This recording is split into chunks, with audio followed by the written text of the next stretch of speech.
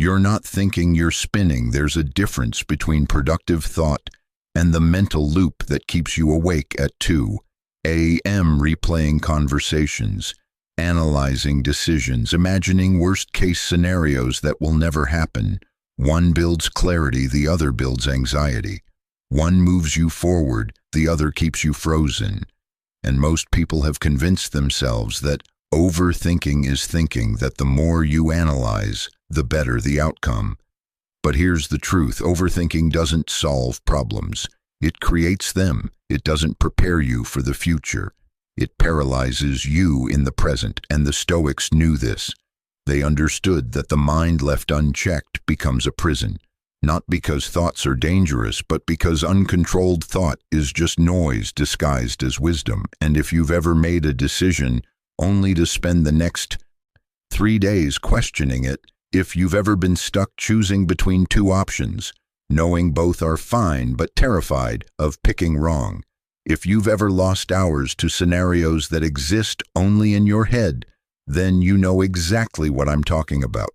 You're not alone, but you are stuck, and the way out isn't more thinking, it's better thinking, it's disciplined thinking. And the Stoics, who lived through wars, plagues, political chaos, they mastered the art of cutting through mental noise. And today, I'm going to show you the 7 habits they used to stop overthinking forever, not by avoiding thought, but by directing it. Let me be clear about something first. Overthinking isn't intelligence. It's indecision dressed up as analysis. You're not being thorough. You're being afraid of making the wrong choice, afraid of what people will think, afraid of future regret, and that fear keeps you in your head, running simulations, playing out every possible outcome, convincing yourself that if you just think about it a little more, the right answer will appear. But it never does, because overthinking doesn't produce answers. It produces more questions, and those questions breed doubt, and doubt breeds hesitation, and hesitation is where dreams die. Marcus Aurelius ruled an empire, dealt with constant threats, impossible decisions, life and death choices, and yet he wrote, "You have power over your mind, not outside events. Realize this, and you will find strength." He wasn't talking about controlling what happens to you. He was talking about controlling the mental storm that happens inside you, and that control, that ability to think clearly without getting trapped in endless loops. That's what these 7 habits build. They're not theory, they're practice, they're tools. And if you apply them, you won't just stop overthinking, you'll start living with a clarity most people never experience. The first habit is learn to distinguish between reflection and rumination, because they look the same, but they're not. Reflection is productive, it has a purpose. It moves toward a conclusion. Rumination is circular, it has no purpose. It moves toward exhaustion, and most people spend their lives ruminating while calling it reflection. Here's how you tell the difference. Reflection asks, "What can I learn from this?" Rumination asks, "Why did this happen to me?" Reflection seeks understanding. Rumination seeks blame. Reflection has an end point. Rumination is endless. Reflection leads to action. Rumination leads to paralysis. When you reflect, you're examining a situation to extract wisdom, to see what you could do differently, to understand the lesson, and then you move on.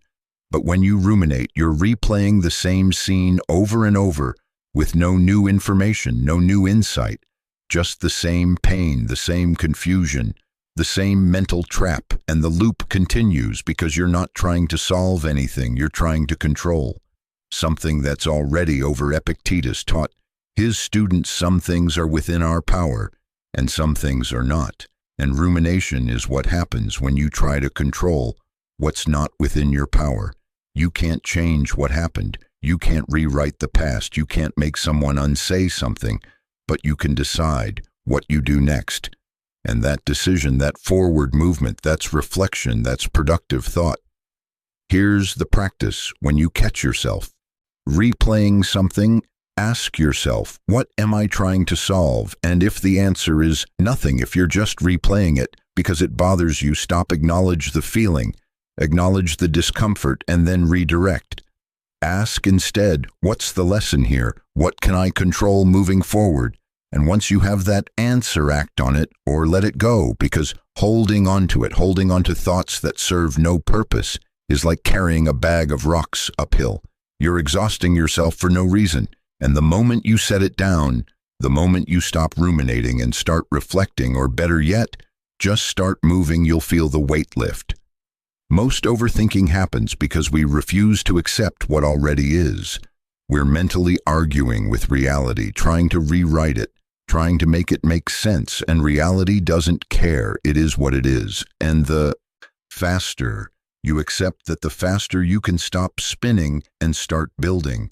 Seneca wrote, "We suffer more often in imagination than in reality." And rumination is that suffering. It's self-inflicted torture disguised as problem-solving. But you're not solving anything. You're just reopening the wound over and over. So the first habit is simple. When you catch yourself thinking, ask, is this reflection or rumination?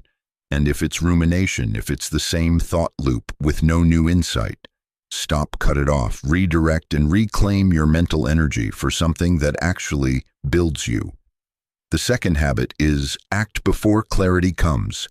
This one goes against everything you've been taught. You've been told to think things through, to wait until you're sure, to have a plan before you move. And while planning has its place, waiting for perfect clarity is a trap, because clarity doesn't come from thinking, it comes from doing. You don't think your way into clarity, you act your way into it. And the Stoics knew this. They knew that overthinking is often just a sophisticated form of avoidance. You're not preparing, you're procrastinating. You tell yourself you need more information, more time, more certainty. But what you really need is to start. Because starting even imperfectly, even with incomplete information, reveals more than 1,000 hours of analysis ever will. Marcus Aurelius wrote, "The impediment to action advances action. What stands in the way becomes the way." And what he meant is this: the thing you're overthinking, the decision you're avoiding, the move you're hesitating to make, that's not the obstacle. Your overthinking is the obstacle, and the way through it is not more thought, it's action, because action breaks the loop. Action creates feedback. Action shows you what's real and what was just a story you were telling yourself. Here's what this looks like. You're trying to decide between two jobs, and you've made a list, pros and cons. You've talked to people. You've imagined yourself in both roles, and you still don't know because you're waiting for certainty, for a sign, for the feeling that you're making the right choice. But that feeling, it doesn't come before the decision, it comes after. So you pick one, not randomly, but based on what you know now. And you move, and in the movement, in the doing, clarity emerges.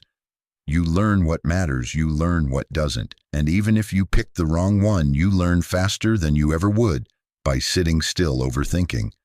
I know someone who spent 2 years trying to decide if they should start a business. They researched, they planned, they analyzed the market, they built spreadsheets, and nothing happened because they were waiting to be sure.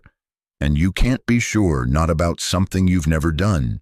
So finally, they just started small, imperfect, incomplete, and within 3 months, they had more clarity than 2 years of thinking ever gave them, because action reveals what thinking conceals: the path forward, the obstacles, the real challenges.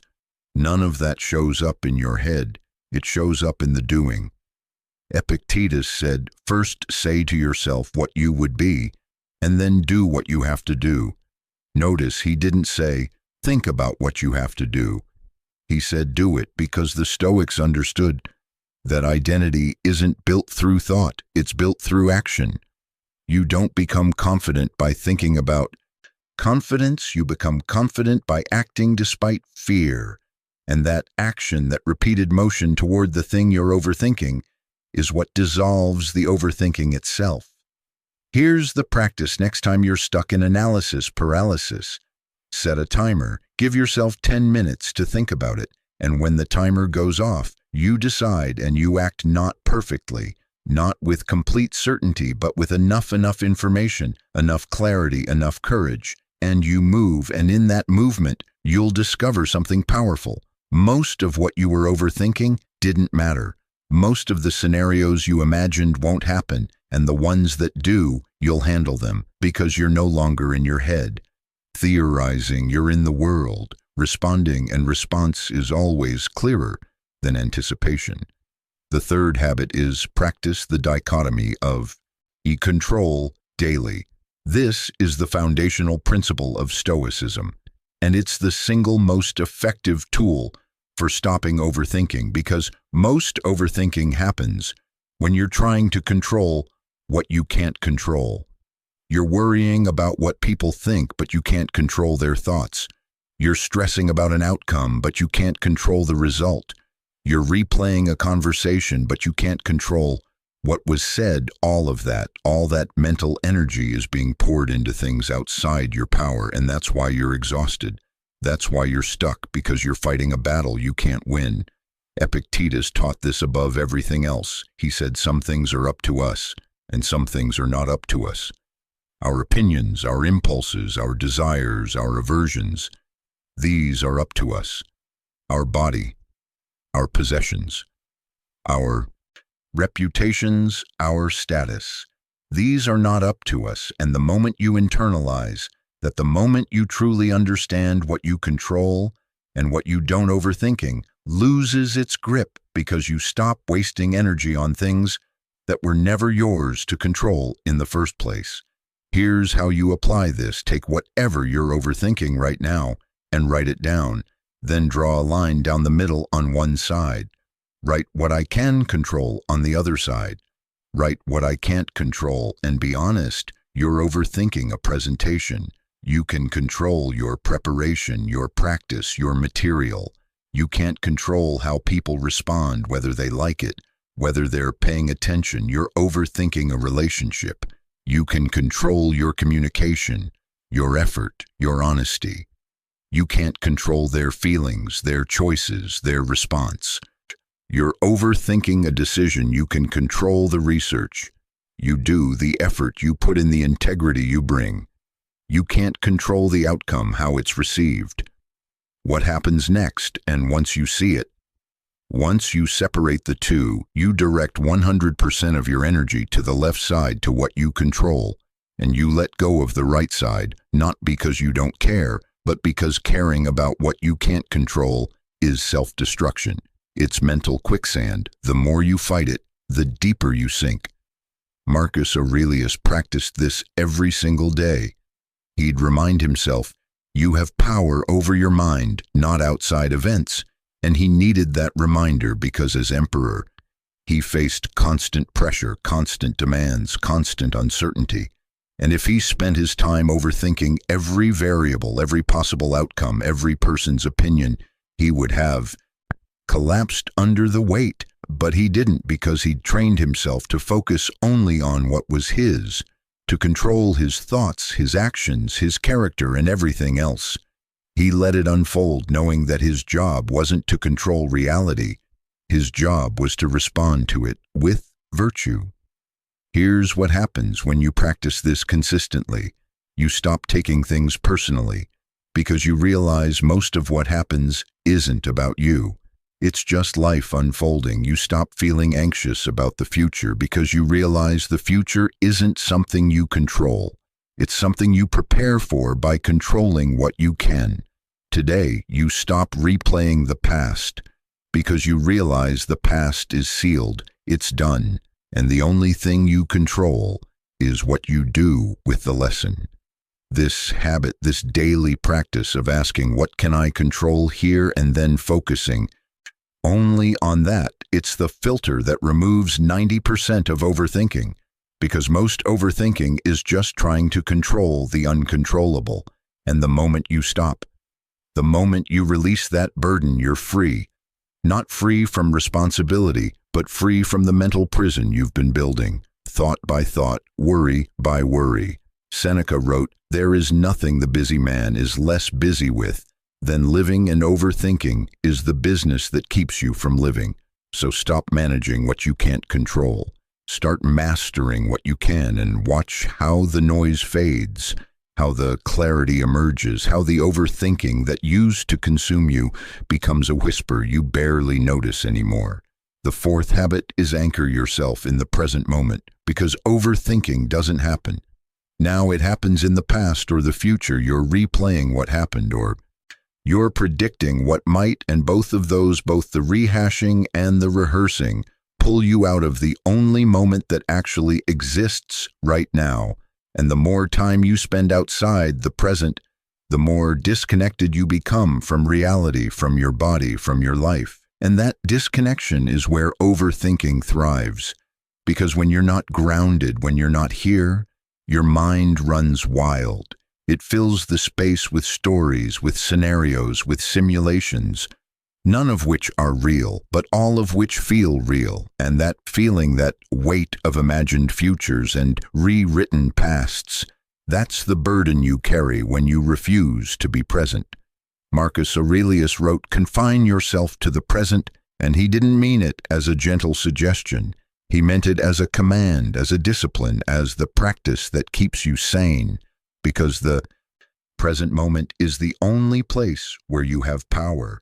The past is gone, you can't change it. The future hasn't arrived, you can't control it. But right now, this moment, this breath, this choice, this action, that's yours. And when you anchor yourself here, when you stop drifting into what was and what might be, you'll discover something profound. Most of what you were overthinking disappears because it only existed outside the present. It only had power when you weren't paying attention to what's real. Here's how you practice this when you catch yourself overthinking, when you feel that familiar spiral starting. Stop and ground yourself. Use your senses. What do you see right now? Name 3 things. What do you hear? What do you feel? The chair beneath you, the air on your skin, the weight of your body. These aren't meditation tricks. They're anchors. They pull you back to reality, back to now, because your senses don't lie. They don't tell stories. They don't imagine futures. They just report what is, and what is always simpler than what you're thinking. I know someone who used to overthink every conversation, replaying it word by word, analyzing tone, inflection, what they should have said, what the other person meant, and it consumed them hours every day, trapped in their head until they learned this practice. Every time they started replaying, they'd stop and ask, "What am I doing right now?" And the answer was never replaying a conversation. The answer was sitting, drinking coffee, walking. And they'd focus on that, on the actual moment, and the replay would fade because it had no substance. It was just thought with no root in reality. Seneca wrote, "True happiness is to enjoy the present without anxious dependence on the future." And overthinking is anxious dependence. It's refusing to be here because you're too busy being there in some imagined timeline where everything that could go wrong does go wrong. But here's the reality. Most of what you overthink never happens. Studies show that 85% of what people worry about never occurs. And of the 15% that does, 79% of people report handling it better than they thought they would, which means 97% of overthinking is wasted energy spent on things that either don't happen or don't matter. And that's not wisdom, that's self-sabotage.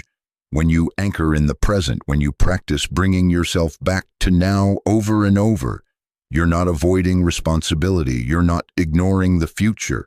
You're recognizing that the future is built here in this moment by what you choose to do not, by what you choose to worry about. The present moment is where action lives, where clarity lives, where power lives. And the more time you spend here, the less time overthinking has to take root. Epictetus taught his students to pay attention to what's in front of you, not what you imagine is behind or ahead. And that attention, that focus, that discipline to stay present, it's the antidote to the mental chaos that overthinking creates. So here's the practice every morning when you wake up, before you pick up your phone, before you start planning. Take 60 seconds and just be here. Feel your breath. Notice the room, notice the quiet, and remind yourself, this is where I have power. Not yesterday, not tomorrow, here and throughout the day. When you feel yourself drifting into overthinking, return to this moment, return to your breath, return to what's real, and watch how the stories fade, how the scenarios lose their grip, how the noise quiets because it can't survive in the present. It only survives when you're somewhere else, and you've decided you're not going somewhere else anymore. You're staying here where life actually happens. The fifth habit is set boundaries around your thinking time, because the problem isn't that you think too much. The problem is that you think without discipline. You let thoughts run 24/7 with no structure, no limits, no boundaries, and thoughts without boundaries are like water without a container. They go everywhere and accomplish nothing, so you need to contain your thinking. You need to set specific times when you think deeply, and specific times when you don't, and outside those times, when a thought shows up, you acknowledge it, you note it, and you let it go until the designated time.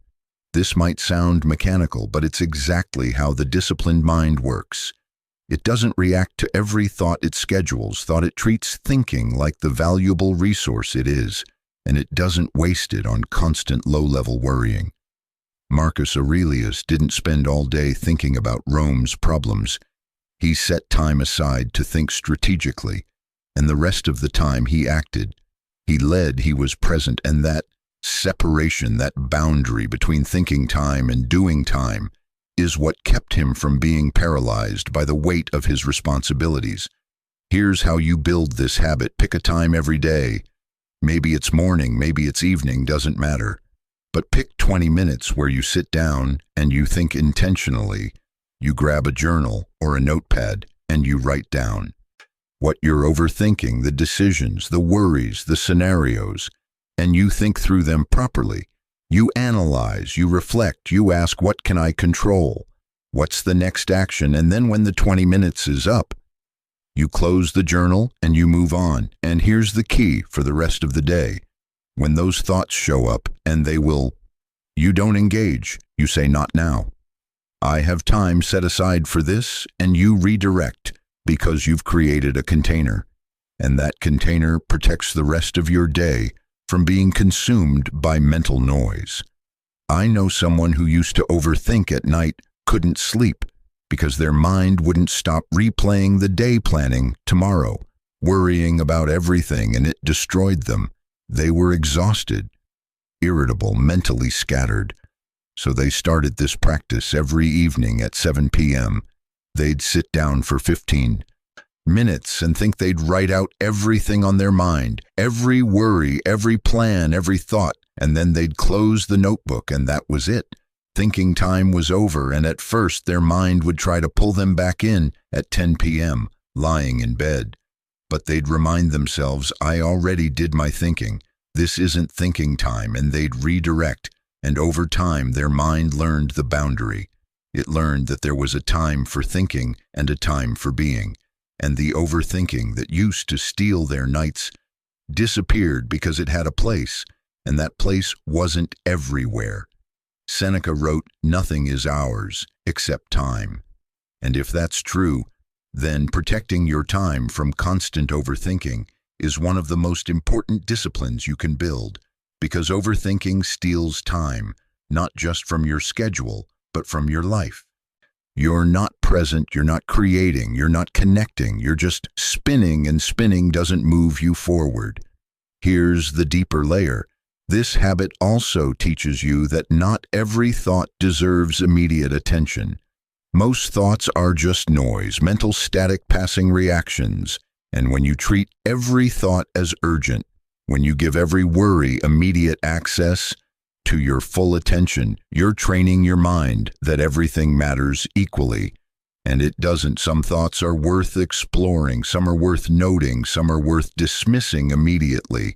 And the boundary, the thinking time, helps you sort that out. Because during thinking time, you'll realize half of what you were going to overthink isn't even there anymore. It dissolved on its own because it wasn't real. It was just a thought, and thoughts without action, without structure, without purpose. They're just clouds, and clouds pass when you stop grabbing them. So set the boundary. Pick your thinking time and protect the rest of your day from the mental invasion that overthinking represents. Because your mind needs rest just like your body. And rest doesn't mean sleep, it means presence. It means being here doing this without the constant background noise of what if and what about and what should I. Those questions, they have a time, and that time is not all the time. The sixth habit is practice negative visualization correctly. This one gets misunderstood because people hear negative visualization and think it's just worrying, but it's not. It's the opposite. Worrying is uncontrolled. It's imagining everything going wrong with no purpose, no plan, just fear. Negative visualization is controlled. It's deliberately imagining loss, hardship, challenge, not to scare yourself, but to prepare yourself, to remove the shock, to build resilience. And when done correctly, it doesn't increase anxiety, it destroys it. Because you're no longer afraid of what might happen. You've already faced it mentally, and you've already decided you'll handle it. The Stoics practiced this daily.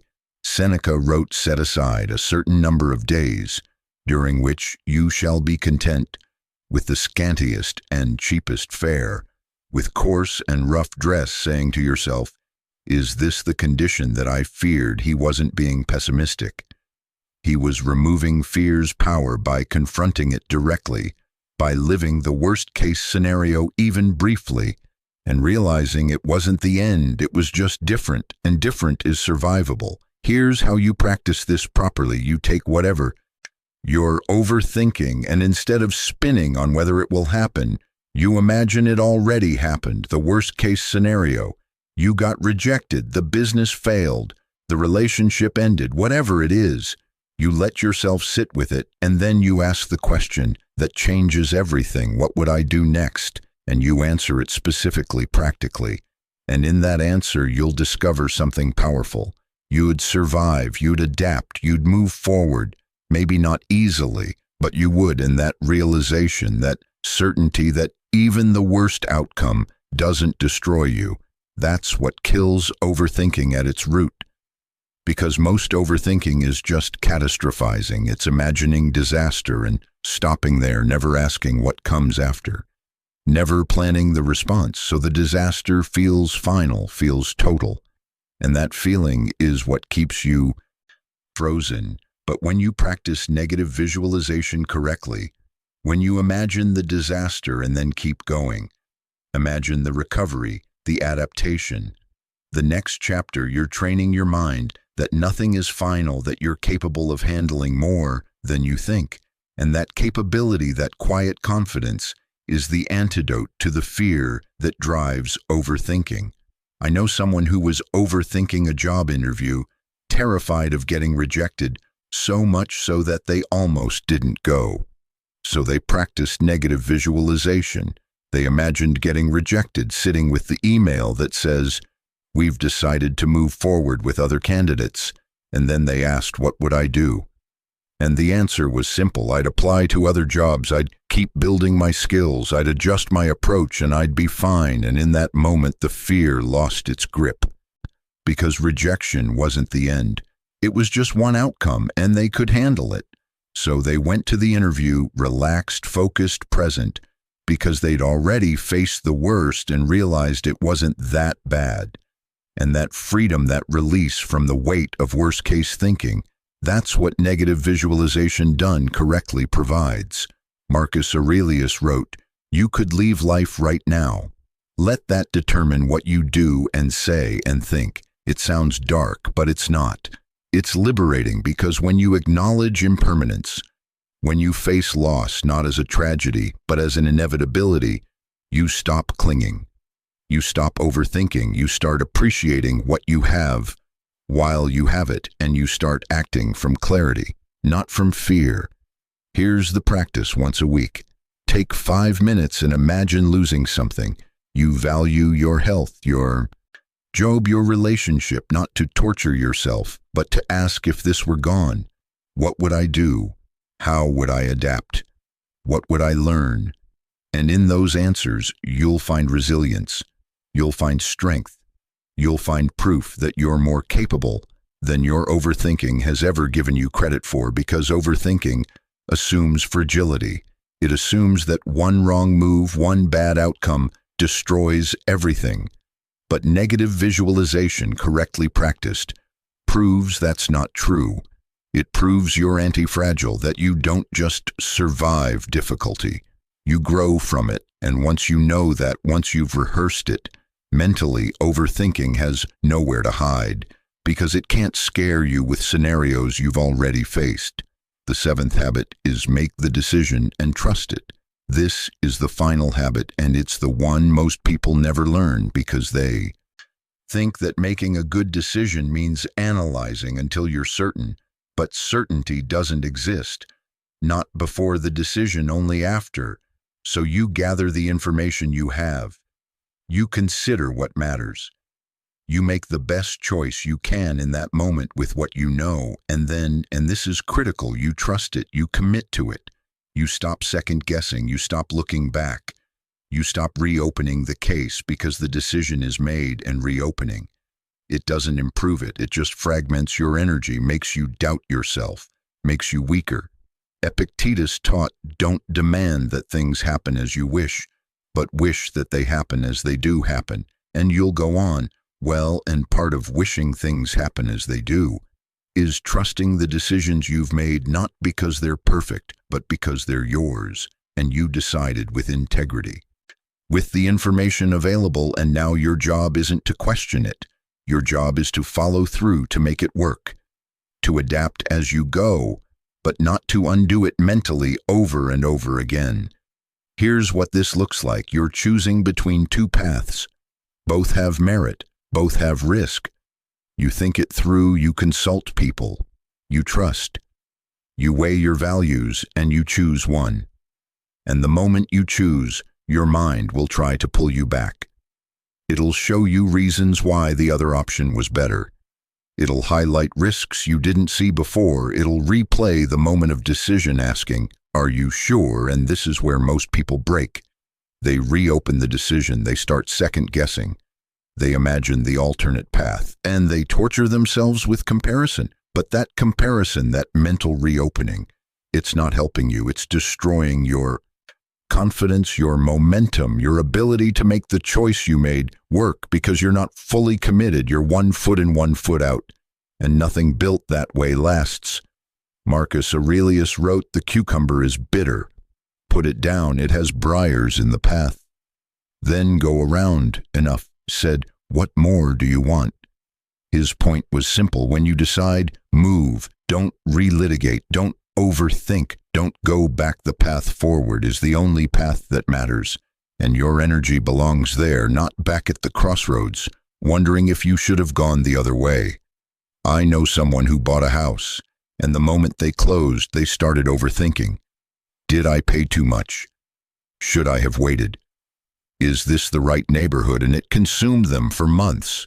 They couldn't enjoy the house because they were too busy questioning the decision, until finally, someone told them, the decision is made. You're not selling it. You're not moving, so stop relitigating and start living. And that shift, that permission to trust the decision, it changed everything. They stopped comparing. They stopped imagining alternate timelines, and they started making the house theirs. And within weeks, they loved it. Not because it was perfect, but because they'd committed to it fully, and full commitment transforms everything. Seneca wrote, every new beginning comes from some other beginning's end, and the beginning can't start if you're still holding on to the end, if you're still standing at the fork in the road, mentally rehashing the choice you already made. So here's the practice when you make a decision. Any decision, big or small, say out loud or write down, I've decided and I trust this decision, and then close the door on the alternatives, not because they were wrong, but because they're no longer relevant. You chose this path, and this path is the only one that gets your energy now. And if new information comes up, if the situation changes, you adapt, you adjust, you make a new decision, but you don't go back. You don't unmake what was made. You move forward, because forward is the only direction that builds anything. And trust in your own decision-making ability. That's built through repetition, through making decisions and living with them, through proving to yourself over and over that you can choose and you can handle whatever comes from that. Choice overthinking is ultimately a crisis of self-trust. It's not trusting that you can handle the outcome, not trusting that you chose, not trusting that you'll adapt if things don't go as planned. But every time you make a decision and trust it, every time you move forward without looking back, you're depositing proof into that self-trust account. And over time, that account grows, and the overthinking that used to paralyze you, it fades because you've built something stronger, a track record of decisions made and outcomes handled. And that track record is evidence that you don't need perfect certainty. You just need decent judgment and the courage to commit. And both of those you already have. Here's what ties all 7 habits together. Overthinking is not a thinking problem, it's a trust problem. You don't trust yourself to handle the outcome. You don't trust the decision. You don't trust that you'll be okay if things go wrong. So you stay in your head running scenarios, looking for guarantees that don't exist. But these 7 habits, they're not about thinking better. They're about trusting more, trusting yourself, trusting the process, trusting that action reveals what thinking conceals. When you distinguish reflection from rumination, you're trusting that not every thought needs to be entertained. When you act before clarity comes, you're trusting that you'll figure it out along the way. When you practice the dichotomy of control, you're trusting that focusing on what you can control is enough. When you anchor in the present moment, you're trusting that now is where your power lives. When you set boundaries around thinking time, you're trusting that not every thought deserves immediate attention. When you practice negative visualization correctly, you're trusting that you can handle whatever comes. And when you make a decision and trust it, you're trusting that you chose as well as you could with what you knew. And that's all anyone can do. The Stoics didn't stop overthinking by thinking harder. They stopped overthinking by building these habits, by creating structure around thought, by directing their minds instead of being directed by them. And that discipline, that sovereignty over your own mental space, that's what these 7 habits give you. Marcus Aurelius wrote, "The happiness of your life depends upon the quality of your thoughts." And quality doesn't mean quantity. It doesn't mean analyzing everything from every angle. It means directing thought with purpose, thinking when it serves you, and stopping when it doesn't. And that stopping, that ability to say, "I've thought enough now, I move," that's the skill that changes everything. So here's what I want you to do, starting today. Pick one habit, just one, and practice it for a week. Don't try to master all 7 at once, because that's just another form of overthinking. Pick the one that resonates most. Maybe it's anchoring in the present.